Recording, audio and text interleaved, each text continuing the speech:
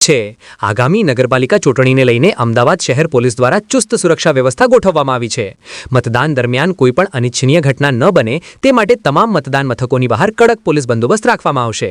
અમદાવાદ શહેરના police commissioner GS Malik દ્વારા ચૂંટણીની તૈયારીના ભાગરૂપે શાહીબાગ વિસ્તારમાં આવેલી બૂથ મ્યુનિસિપલ ગુજરાતી શાળાની મુલાકાત લેવામાં આવી હતી। આ દરમિયાન તેમણે સુરક્ષા વ્યવસ્થાનું સમીક્ષા કરી અને સંવેદનશીલ બૂથ પર વિશેષ ધ્યાન આપવા સૂચના આપી। શહેરમાં કુલ 1316 બિલ્ડિંગમાં 4172 મતદાન મથકો ગોઠવવામાં આવ્યા છે। ચૂંટણી પ્રક્રિયા દરમિયાન કાયદો અને વ્યવસ્થા જળવાઈ રહે તે માટે પોલીસ અને હોમગાર્ડના અંદાજે 8000 જેટલા જવાનો તૈનાત રહેશે। આ ઉપરાંત 7 SRPની ટુકડીઓ અને પેરામિલિટરી ફોર્સ પણ સુરક્ષામાં ખડેપગે રહેશે।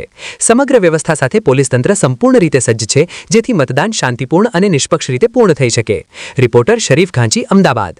माननीय CP साहब की सूचना एवं मार्गदर्शन हेठળ जो 26મી તારીખે લોકલ બોડી ઇલેક્શન છે એને અનુસંધાને અમદાવાદ સિટીમાં જુદા જુદા જગ્યા પોલીસ પૂર્ણતઃ એક્ટિવ છે અને ફ્લેગ માર્ચનું આયોજન પણ કરવામાં આવેલ છે। એમાં ઝોન 7 વિસ્તારમાં જુવાપુરામાં 30થી 50 જેટલા પોલીસને ફ્લેગ માર્ચમાં આયોજન અત્યારે ચાલુ છે અને એ સારી રીતે પબ્લિક વોટિંગ કરી શકે એ માટે આપણે પોલીસ બધી જગ્યાએ એક્ટિવ છે। સર, કોઈ અણબનાવ ન બને તે માટે કેટલી પોલીસ ફાળવવામાં આવી છે અને કેટલા વિસ્તારોની સંવેદનશીલ છે ત્યાં કેવા પ્રકારનું?